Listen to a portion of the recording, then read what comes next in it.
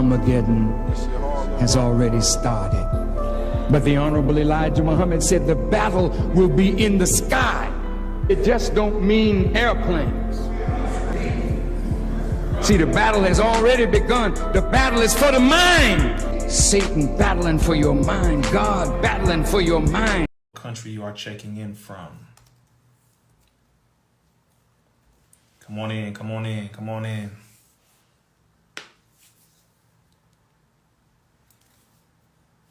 All right, come on in.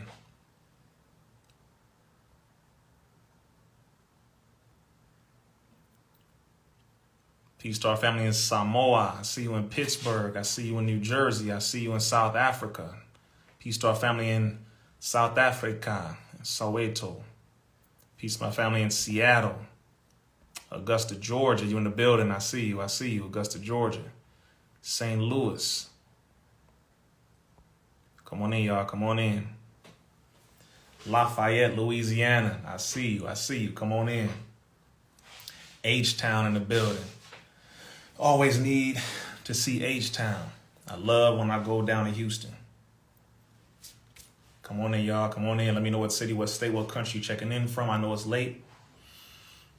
I just had to get a few things off my chest. You see the topics here. You see the topics here, or you should see the topics. I hope you do. Just had to get a few things off of my chest here, if you don't mind. Let me see. Come on in, y'all. Keep on coming. Keep coming. I see you. Oh, Motown in the building. LA is in the building. Vegas is in the building, as you should be. Come on in. Come on in. I'm going to delve into a range of topics. Some hood and some corporate, I will say. Some corporate and political. Some hood topics that affect us in the hood because of our circumstance, because of where we are right now, mentally, spiritually, a lot of our people. And then political and corporate. Now, let me mention this to you. All right. As a black man, right? As a black man.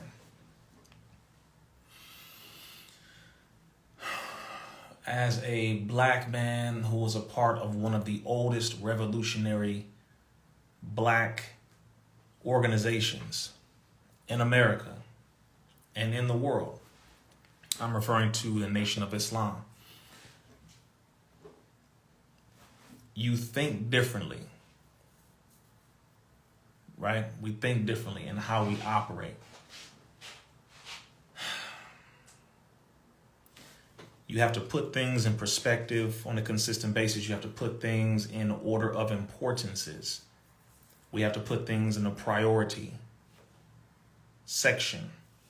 Everything has to go according to priority. There are levels to things. There's just too much going on at one time, because if you are involved in one of the oldest organizations, black revolutionary organizations, I'm talking about, whether if you are, and this is just one thing that I'm mentioning, whether if you are a member of the Nation of Islam, whether if you are a Black Panther, whether if you are a part of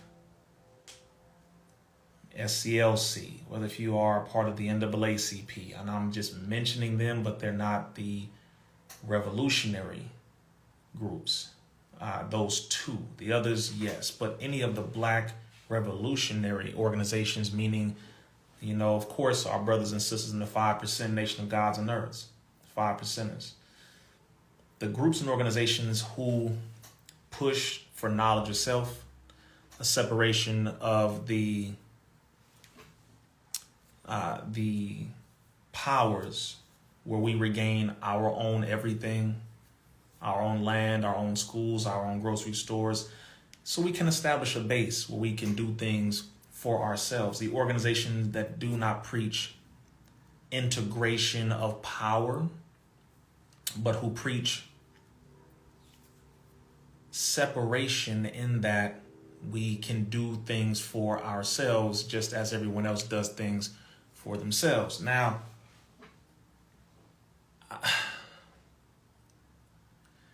you get tired, right?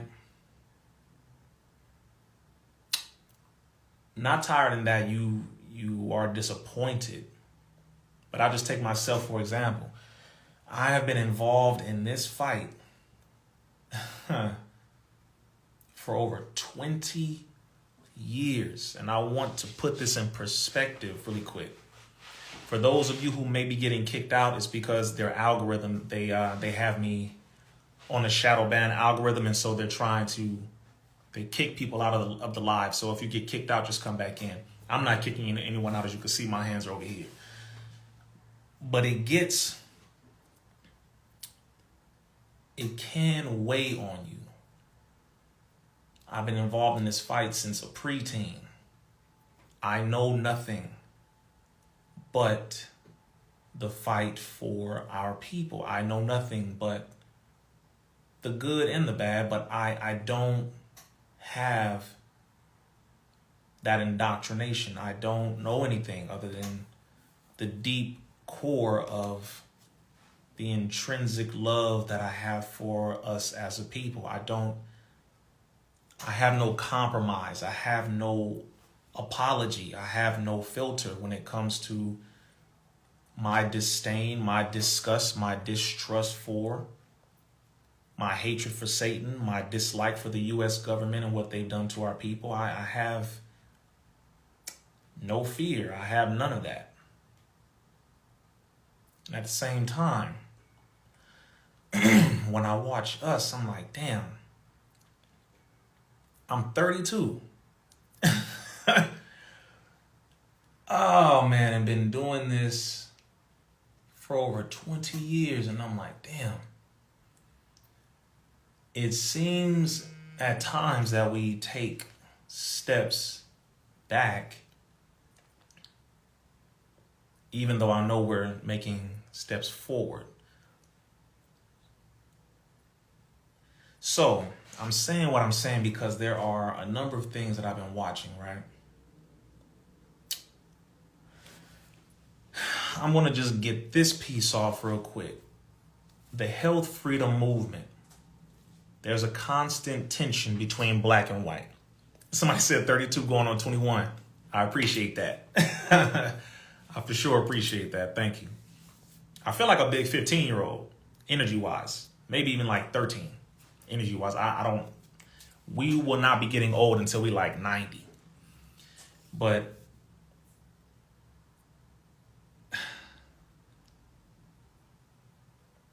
I don't like white supremacy, right? Let me just go here in this direction. Because I have to really help y'all to understand what the hell goes on in the mind of your brother.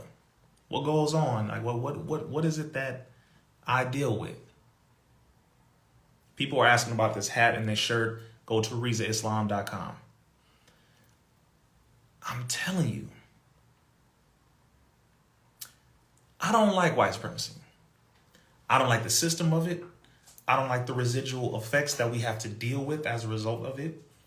I don't like the fact that a large percentage of the educational systems that are in this country that our people are still in, which we know to be the mental and spiritual and sometimes physical killing fields.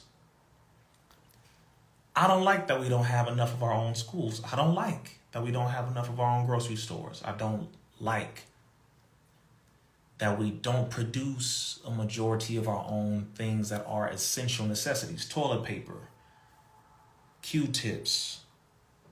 You know, we have some water companies. We do have some, not enough. We don't produce cars.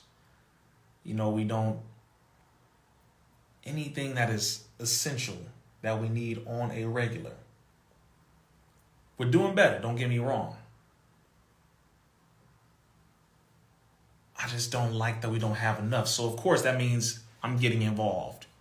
You know, I'm getting involved, doing my part. And we all need to do our part.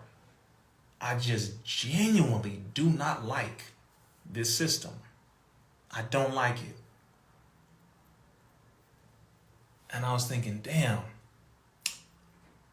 I'm going to have to bring my children into a world where they are going to have to learn, because they're going to be taught the truth about all of this. I'm not going to sugarcoat it like some people want to sugarcoat things for their children, which is why their children end up being the way they end up being.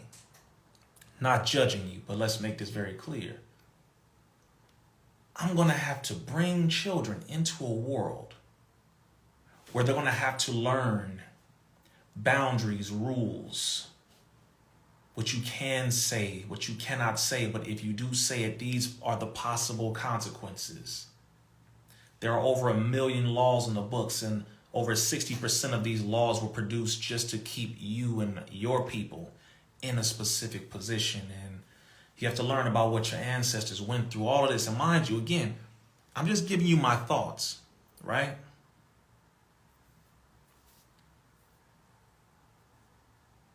I don't like how this world is. I can't stand it.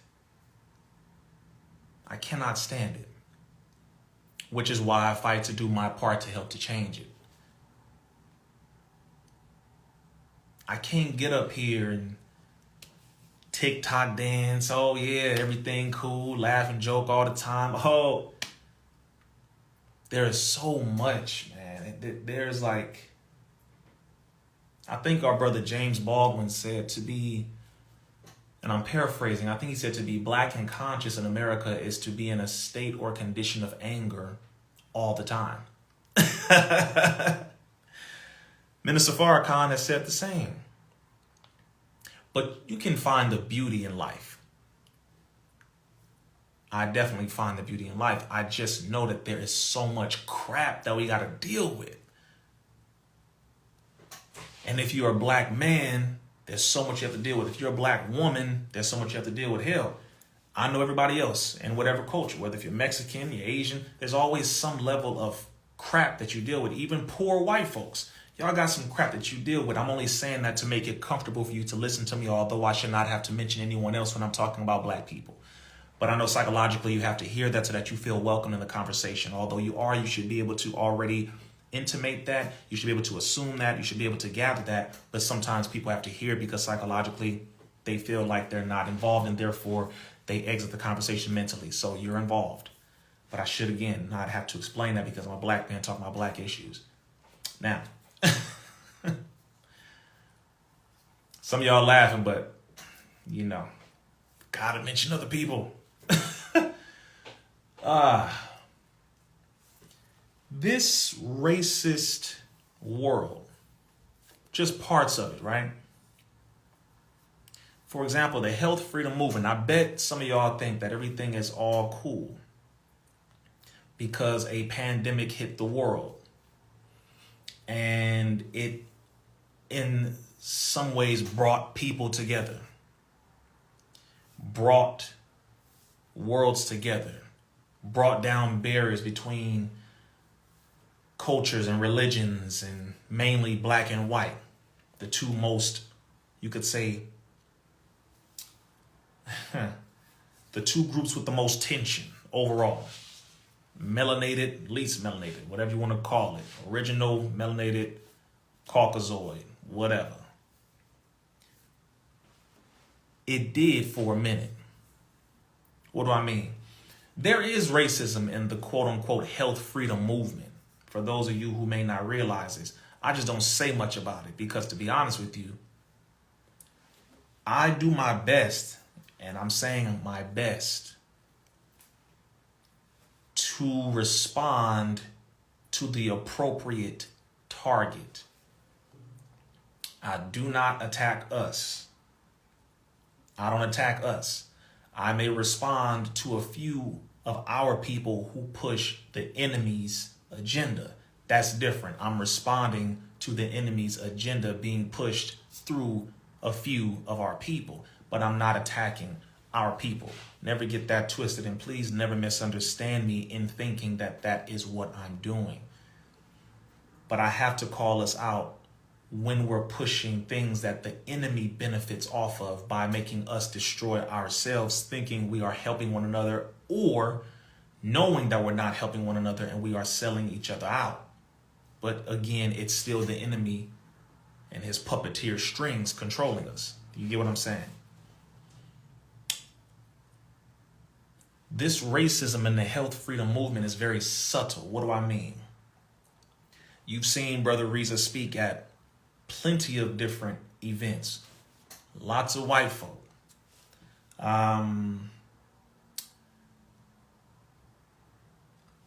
I've spoken in front of plenty of different crowds. I have no problem speaking in front of white people, obviously, and not watering down my blackness when I do. Here's the difference, though. There is a catch-22 when you decide to stand on being a heterosexual. That's already a big problem, right? Heterosexual, masculine, conscious, black man from the hood with knowledge and decorum and character, not perfect, still striving, still learning, still growing, humbly still growing. But you don't water down yourself to be accepted nor validated by white people, and you let them know that. And that's respectfully, you let them know that. And you don't expect them to water down their culture, their way of behaving, their colloquial nomenclature, just to be accepted by us. No, be yourself, accept your own and be yourself. We will accept our own and we need to be ourselves too.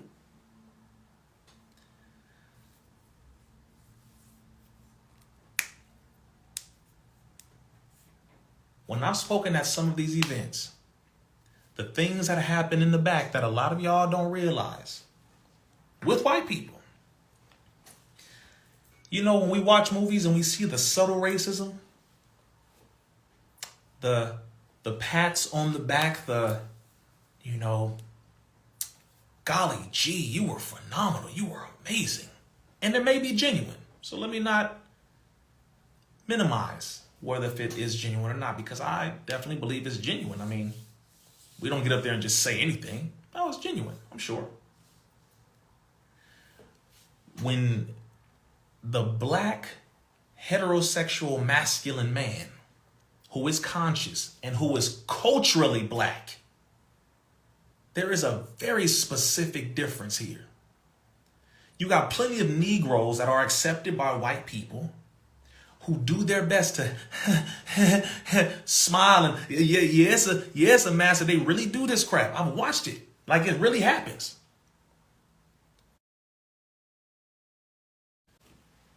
To be accepted by them, to potentially get another speaking engagement, to potentially get sponsored by a white organization, to be able to rub shoulders and say, hey, I'm with that guy.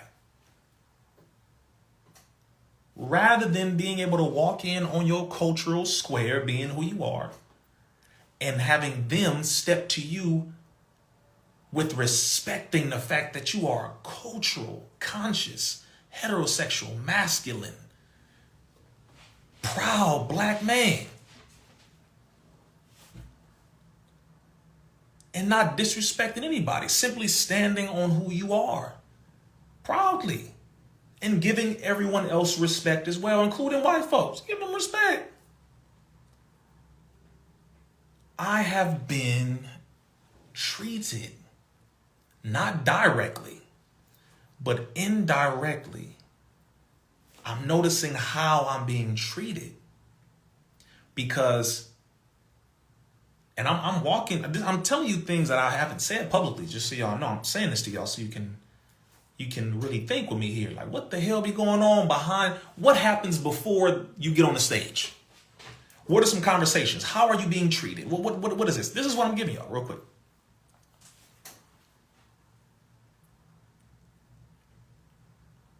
They don't say nothing to me directly because I don't get controlled by them. I say what I say. I stand on it. They don't control you if they don't control your money. I get paid and supported by y'all. I work for y'all. So when you don't have your money tied to the system, for real, I mean, when you're truly independent of the system, you can speak out against the system. You command respect, you demand respect. They know this. They don't like this because they can't put a pause on you. They can't time out, Rizza, too much black. They can't do that. In the health freedom movement, some of you saw me speak in LA at the Defeat the Mandates rally, over 2,000 people. Some of you saw me speak in Washington, D.C., over 30,000. And I'm going to tell you something. Sponsored by Jewish people, sponsored by lots of white money. Not a problem. I'm talking about the events, right? The events put on by, of course. Hey, it's an event. It has to be done, right? Whatever it is, cool. Do you know that in January, when I spoke in front of over 30,000 people,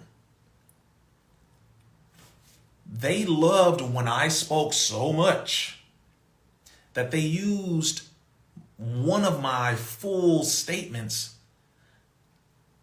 as the entire intro and maybe the first 20 seconds of the full rally compilation video to prep to get everybody to LA. I'm talking about this was seen by millions of people on all these platforms, right?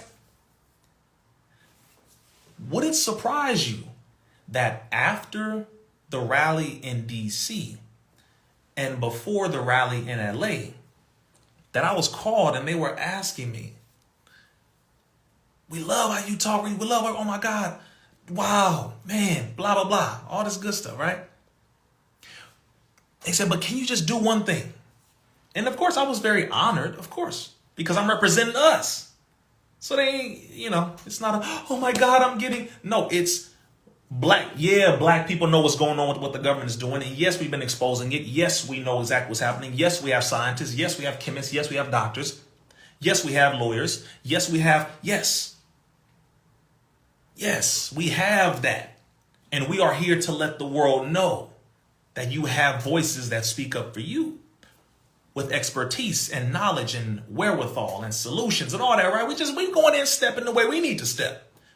Entering ourselves into, or not entering ourselves, letting the people know we are the number one most affected. But we also have solutions and we know what's going on and we're going to make it happen. Now, I get a call a few months before the rally in LA, which took place a few months after the one in DC. They had the audacity, and this is what I mean. Some white people don't see because they're so used to being the superior. Never have been. And I don't say that to be spiteful. I say that so that we can come to reality here. We are the original man and woman on the planet Earth. We are your mother and your father. Get over it. That is what it is. And for the simple fact that we don't consistently remind you of that demonstrates our maturity. But for the simple fact that you fail to acknowledge that and act accordingly, realizing that we are doing our best to simply live a life where we can build things for our own people without taking out vengeful revenge that may potentially be justified, especially if you look at it biblically or Quranically, or if you look at it from a position of karma.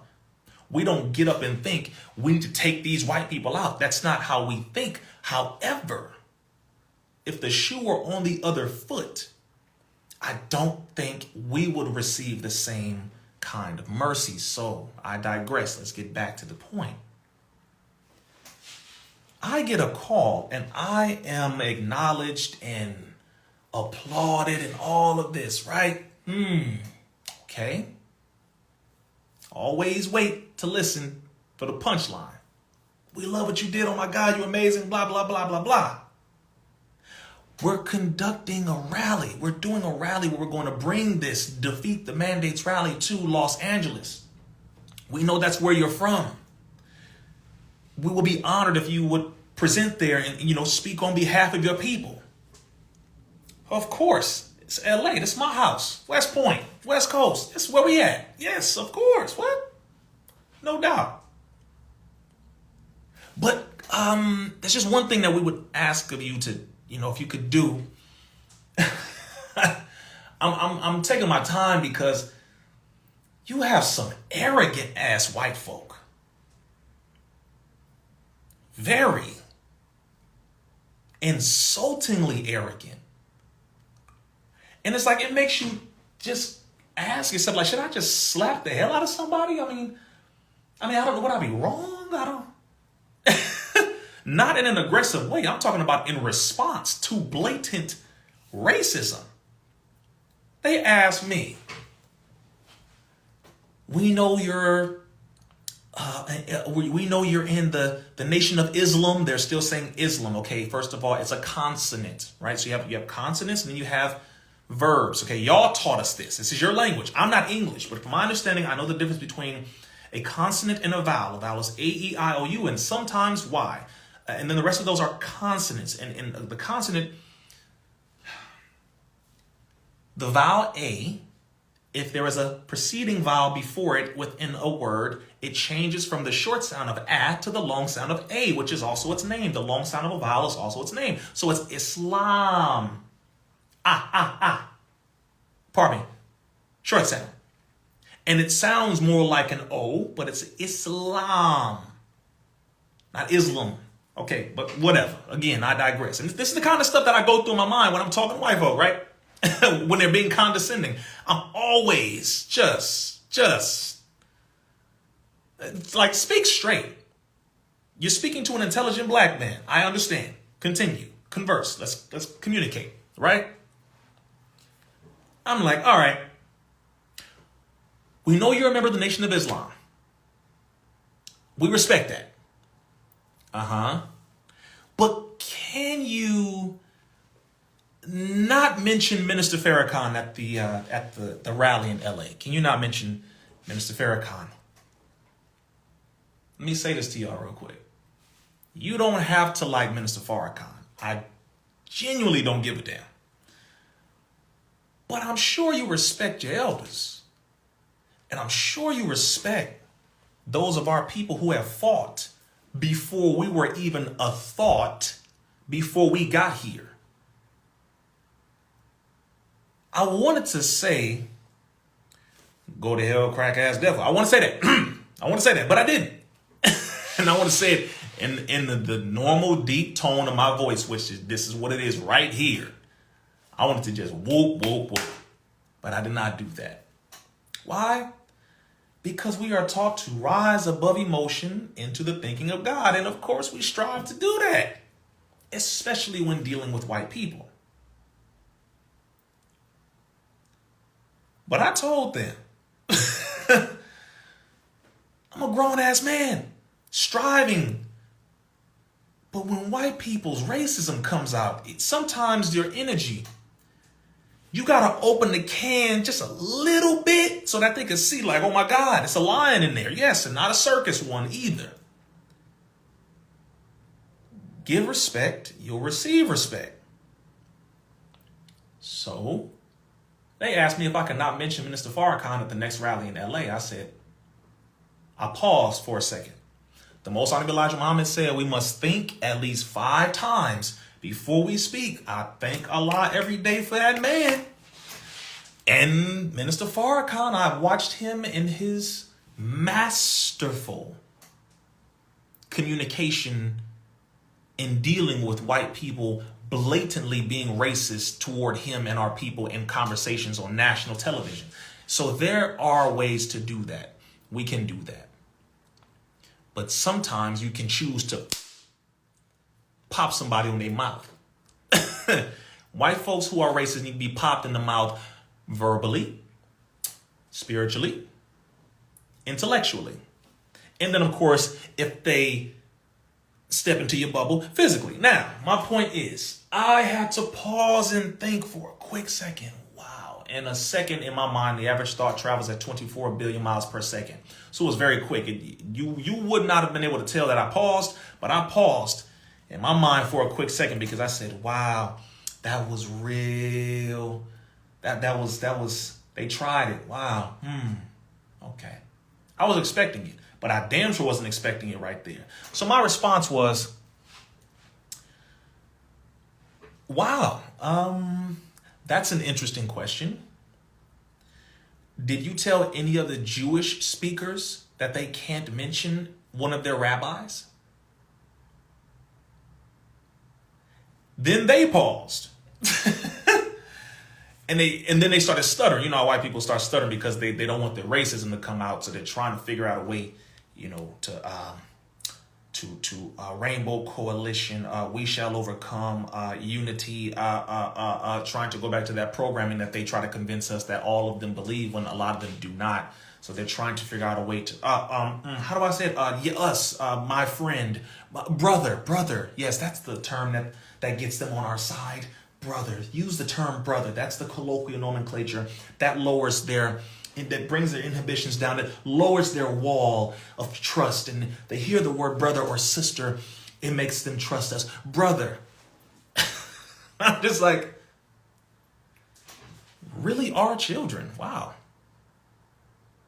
So, and if any of y'all not liking how I'm talking, good. Because this is what I have had to deal with on a number of occasions. And it's just like, wow, the caucasity of you.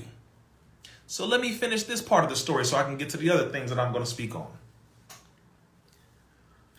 I told them, I said, did you ask any of the Jewish speakers or Christian speakers to not mention who their leader is, their rabbi, the person who they consider to be their spiritual leader, their priest, their minister? Did you ask them not to mention them?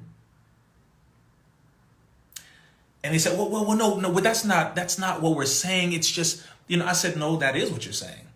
I said, Minister Farrakhan, if it were not for his example, you would not like the kind of person that I would have been if it were not for that man's example, whom I am striving to study. You would not like me too much.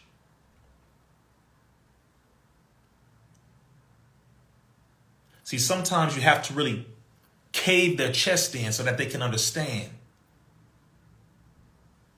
The man who you keep going at, who you dislike for whatever the hell reason you try to come up with, is the man of whom his example is what has helped to guide me to being a better man. So explain this to me. If I am not to mention the man who has even fought for white folks, fought for your people too, the hell you think I'm doing when I'm out here speaking at these events? I'm not saying black only, but I'm saying black first. But I'm not saying black only because, of course, I don't want your children to fall victim to what this system is doing either. That just wouldn't be humane. But damn, you got a lot of subtle smoke for my leader. So I said to them, I said that is, whether if you know it or not, I said, maybe you were not trying to be racist, so let me not even use the racism term, but that was quite disrespectful. I said, that was very disrespectful. And they said, well, no, we don't mean any disrespect. They said, he's just a very polarizing figure, very controversial. I said, yeah, he's a black man in America who refuses to shut up. Yes, he's controversial. I am the same. The hell are you talking about? It's only controversial when you can't control us. That's when it's controversial to you. But we're out here speaking up for our people, your people, men, women, children, elders, all religions. We're being fair. So conversation ended shortly after that when they were like, oh my God, we we effed up. And I told them, I said, you know, I could go public and talk to the people about how you are operating behind closed doors. I said, but I'm going to give you a chance to clean this up. Now, mind you, I'm doing what the Jews do. Yeah, go ahead and clean this up. Let's go on an apology tour. So then they said, we're going to set up a Zoom with the executives over the whole rally. And we'd like to, have you on so that we can really come on and apologize, because we truly apologize for offending you. I said, sure, well, go ahead and set that up and let me know. I get on the Zoom call. There's a number of people. The people who got on, 2 people were Jewish. Of course, it just happens to be. It's like, geez. Oh, come on, y'all. It's like, if it doesn't apply, why do you keep fitting the description if you're not the one behind it? If you keep fitting the description so well, damn, it's kind of hard. Okay. They get on. It's like 12 of us on there. Everything's cool. They gave me the floor to just air out my grievances, right? Mind you, it's always with someone's permission. I don't like that either. So I'll go ahead. I'll let them know what's going on. All the stuff that I just said, who we're fighting for, everything that we're doing, boom, boom, boom. When have we ever disrespected you? When have we ever disrespected anybody who's white, done this, done that? The same thing that you do to us, we don't do to you. I'm a black man. I've been in this fight long before y'all. None of y'all have been in the black community doing this. You've been in your community. I'm not mad at you, but don't ever get this twisted. You have not been over here, but you want me to come over there because you like how I bring what I bring, but I bring what I bring because of my people over here. So I belong over here. I'm just over here because I know that it affects you too. So my humanity connects me to both, but don't push it. So they start apologizing. Each one of them apologizes. The 2 Jewish ones said, Rizza, the person who called you, they're not the ones who came up with that request about Minister Farrakhan not being on there. I'm the one who actually made that statement to them to say, and I do apologize because I know how that may have looked because I am Jewish, and they I did say that to them, and they said that to you, and blah, blah, blah. And I'm listening to them, right? And I'm like, wow.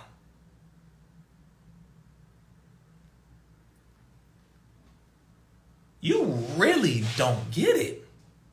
I'm letting them apologize, and they're confessing. And I told them, I said, well, I know it was someone who is Jewish. They said, well, how do you know? I said, because it's what you always do.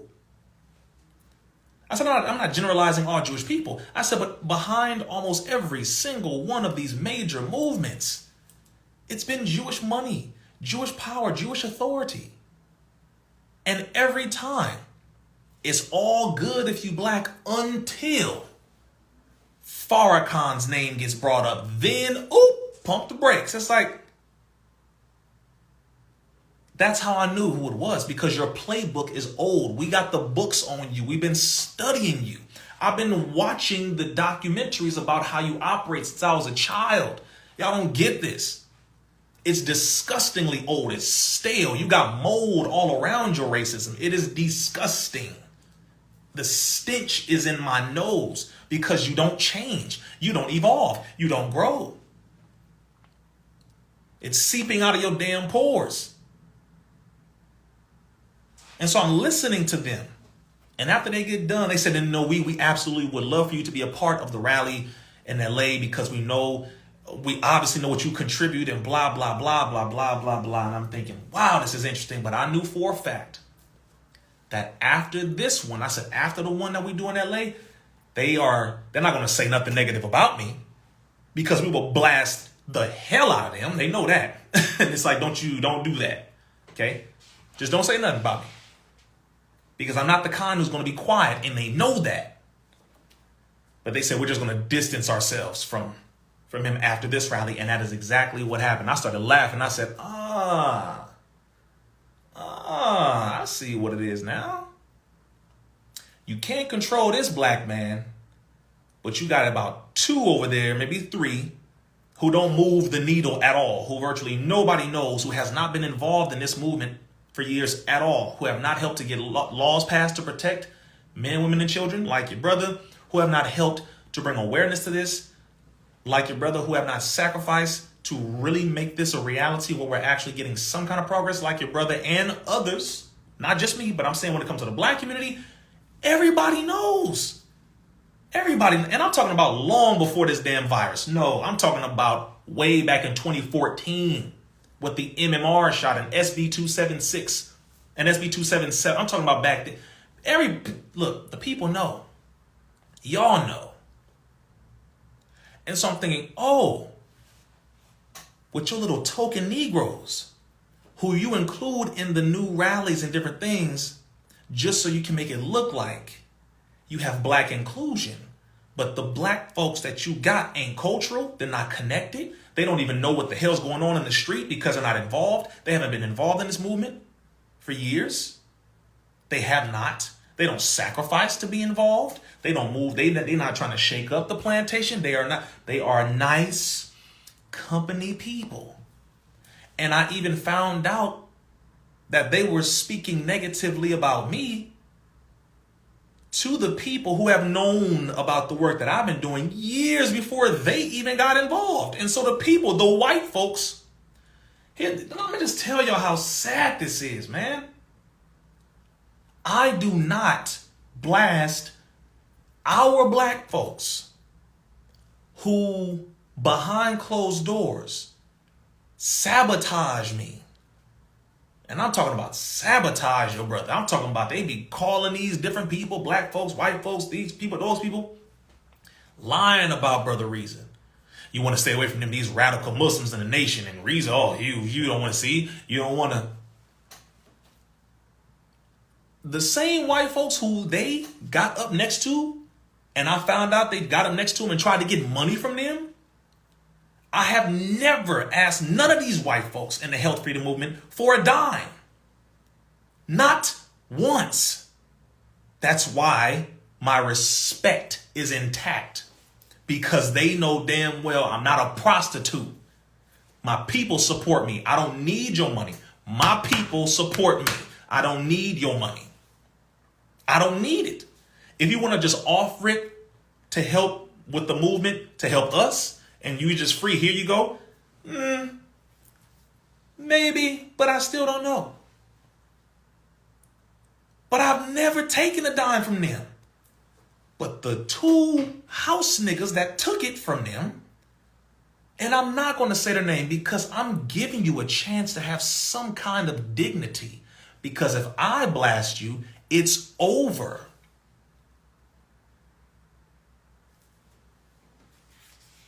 It's like Minister Farrakhan, one of the many times, he was being interviewed. He was being interviewed this time by Tavis Smiley on the round table. It was Tavis Smiley there. It was Jesse Jackson at the table. It was Cornel West, Michael Eric Dyson, a few other people. And Minister Farrakhan was talking about a black mayor in a city who spoke negatively about him because he was receiving money from those people. And so he spoke ill about the minister.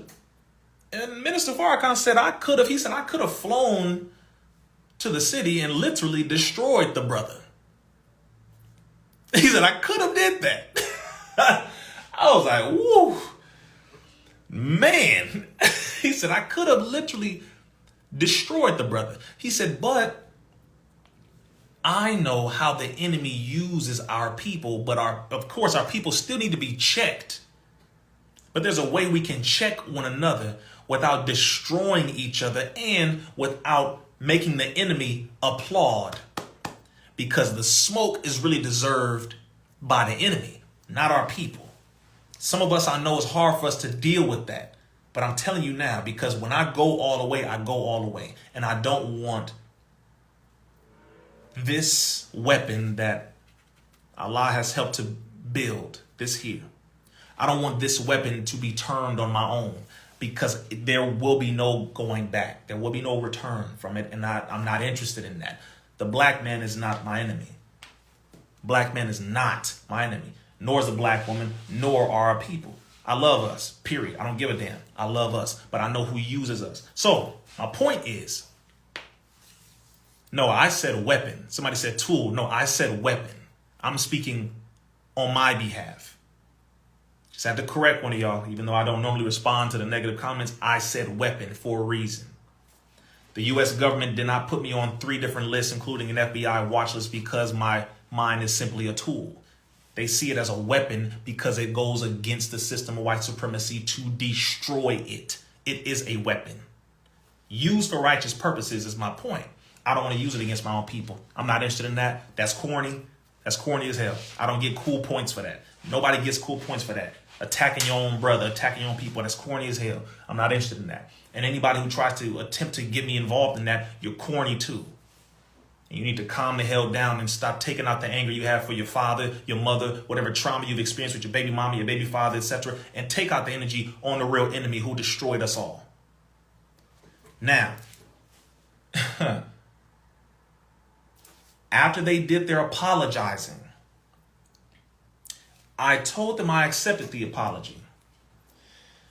I said, however, because once I found out about those Negroes that was talking that mess about me, I said, dang. I said, however, after this apology, I said, we will look at your behavior. This is me talking to a group of nothing but white folk and 2 Jewish people. White folk too. But this is me talking on Zoom, a group of nothing but white people. And I'm talking about white people with lots of influence, right? Money and all kind of stuff, platforms and all that. I don't give a damn, because God doesn't care about that crap either. He cares about your character and how you treat people. And I made it very clear to them. I'm not interested. I don't get paid by any of you. My people support me, and so that's why I do the work that I'm doing. So I'm listening to them. They finished, boom, apology, done. All right, cool. The rally moves forward. I hear about some talk from these 2 weird Negroes that, again, too old to be talking about a young brother. Just terribly, oh my God, just bad. I get a call after the rally about some of the Negroes who have been involved and what they were saying about me. Of course, I always check when I'm listening to white people, when they're mentioning other black people, to see if you're trying to pin me against my brother. That's number 1, always. My mind is not set to, what that nigga say? I don't know. My mind is set to, I'm getting this information from, to everybody who's white who's watching, Jim Crow, Willie Lynch, the whole system that we're dealing with, this is why I have to think like this. It ain't just because I want to, it's because this is what your system has done. So we have to think slightly more militant. We have to be a little more mindful of how we receive information when you talk. I'm just saying, even if you are good friends, we still have to hear it and vet what you say. Do not let your emotions lead you. Rise above emotions and really listen. Even when our own people, whatever. So one of these white folks called me. And they were like, Rizza, I'm sorry to tell you this, but this is what I heard about one of the people who I thought I didn't really know him that well, but he's been involved in the movement. And this is what he said about you. And I'm listening. Mind you, the white person that told me, I've never had to second guess or question their motives. They've always been upfront, legit so far. And I'm listening. And when they said what they said, I started laughing because I already knew. You got to know the sellouts around you. So that's another thing I need to tell you. We must know and become aware of who are genuine sellouts within our community. We have to be very mindful. And we have to thoroughly know. Not assume, not just put them in that, boat because we don't like how they talk or whatever. No, but I mean genuinely know who the sellouts are in our community. I knew exactly who she was talking about. I knew when she brought up his name, their names, and when she said what she said, I already knew. I was so, and again, even in your response when you're talking to white folks about your own people, don't get so happily willing to destroy, throw under the bus, talk down about your own people, even when you have a legitimate disagreement.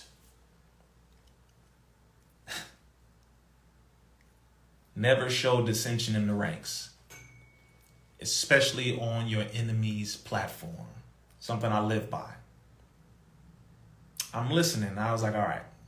Finish the conversation after I received the data and blah, blah, blah. All right. I said, well, I'll just let him do his work and I'll continue to do mine, and we'll let the people decide. We'll let the people see. Got it. And that's how you handle that. I don't need to say anything about this individual. Let's just keep doing the work and the people will see. The government, Satan, this enemy will see, and the people will see. Of course, God, Allah, God the Most High will see, of course. Just do the work and the people will see. The Most Honorable Elijah Muhammad said, do not condemn the dirty glass. Simply put a clean glass up next to it and the people will decide. So I ain't got to say nothing, right? After that, I'm noticing all the different things happening with so many people that are part of the health freedom movement. How the communication is not the same anymore. How they started sending out certain calls and messages dealing with separating from anyone who's a part of the nation. And, you know, that includes Rizza and blah, blah, blah. And I'm listening and I'm watching and I'm like, oh, different documentaries that I'm in and my part gets taken out. It's been a lot of documentaries, just so y'all know. A lot of documentaries that I'm in right now, a lot of them. But I'm looking like, oh, I see what's going on. Again, mind you, not tripping at all. I'm just watching. Still working and watching. And I'm thinking, wow, this is interesting. This is interesting. You think by you removing me or distancing yourself from me is harming me, not realizing I didn't call you to be involved. I'm involved in a fight exposing what this enemy is doing to my people, and you called me because of how much you love what I do and how successful my work is and the work that we do on behalf of black folks. That's why you reached out to me. I didn't reach. See, that's another thing. I don't go trying to jump into everything white folks is doing. I don't do that. We got too many people that do that. I don't do that. You build up what you build up. We build up what we build up, and we make what we do hot, the standard. So, because some black folks, oh my God, white people separate themselves from them and oh my God, they start going crazy. I lost the contract with such and such. And shut the hell up. Build something for yourself. Damn, I get what our ancestors been talking about and our great leaders. I get it. I really get it. I genuinely am not interested in being involved in anything dealing with white folks if I'm going to be disrespected as a black man. I'm not interested at all. At all. I got too many damn problems dealing with my own people, so I don't need to jump in nothing over there. But let me end off this point.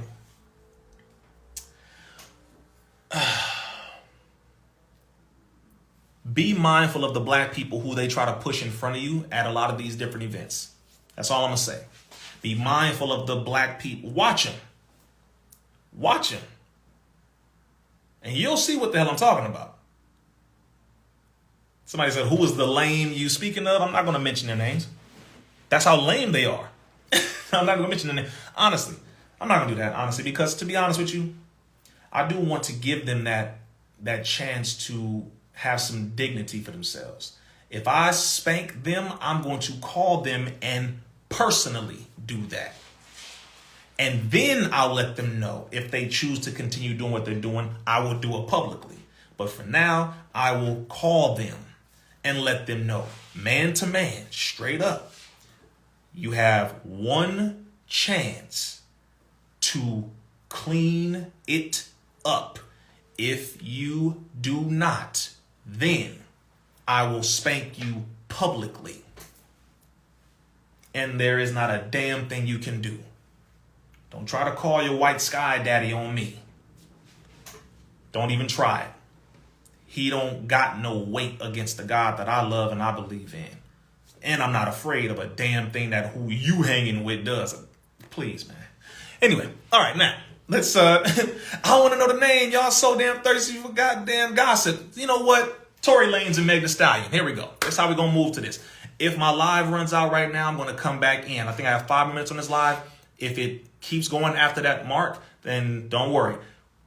But let's move to this. Since y'all love gossip so much, here's the next topic that I'm going on real quick. Tory Lanez, Meg Thee Stallion. Let me mention something to you. Every negative thing you can probably bring up about Tory Lanez, Meg Thee Stallion, hip hop, the state of hip hop, the music, the women, the BBLs, the men with the money and the cars and all the negative. I know damn near all the negatives you can bring up. I know. My job is to help our people. That's it. I know I know most of the negatives before most people do because it's my job to know. It's our job to know. This is what we do. It's our duty. It's my business to know what the hell is negatively affecting our people so that we can help to fix it. It's our job. So, the Tory Lanez and Meg Thee Stallion circumstance is a situation of a Negro and one of our misguided sisters doing what a lot of our Negro-minded brothers and misguided sisters be doing on a regular Saturday night in Miami, Saturday night in Hollywood, Saturday night in Houston, Saturday night in Philly, Saturday night in New York, Saturday night at damn near every club. It is a story that continues to happen with our people. The one thing I'm looking at that I'm not understanding is why is no one pointing out the fact that you're dealing with two damn near children? Two damn near children. These are not people who have the perfect amount of guidance. They know exactly what to do, how to operate, how to carry themselves. No, they don't. Clearly. No, they don't. No, they don't. They smoke, they get high, they drink, they turn up, and then they start doing stupid stuff. Just like a lot of people do on Friday night and Saturday night. We smoke, we drink, popping pills, turning up, which is really turning down, but whatever. That's why y'all say low vibrational, because the energy is low, because literally, spiritually, mentally, and even physically, the energy is being turned upside down in reverse. Your cells are not growing. Your cells are destroying. Your thoughts are not speeding up. They are slowing down. Your body is not increasing in strength. It is decreasing in strength, or it may get a spike of strength by the overuse of energy, because it's trying to burn off things that you are injecting into your body that is trying to kill off. And so it's trying to heat itself up and move faster to kill something that it sees as an unwanted alien force. So there are a number of layers here. But that situation, just like Blueface and the sister that he's with, and just like a lot of our family members, just like a lot of our cousins, just like a lot of the people we know, just like maybe some of us watching right now. Nigga stuff. Slave-minded nigga stuff that we just love being involved in. We love being involved in it until a white person calls us out for being involved in it. Then we want to yell racism. We love being involved in it until a white person calls us out for being involved in it. Then we want to yell Jim Crow. Then we want to yell Willie Lynch. Then we want to yell redlining. Then we want to yell reparations. Then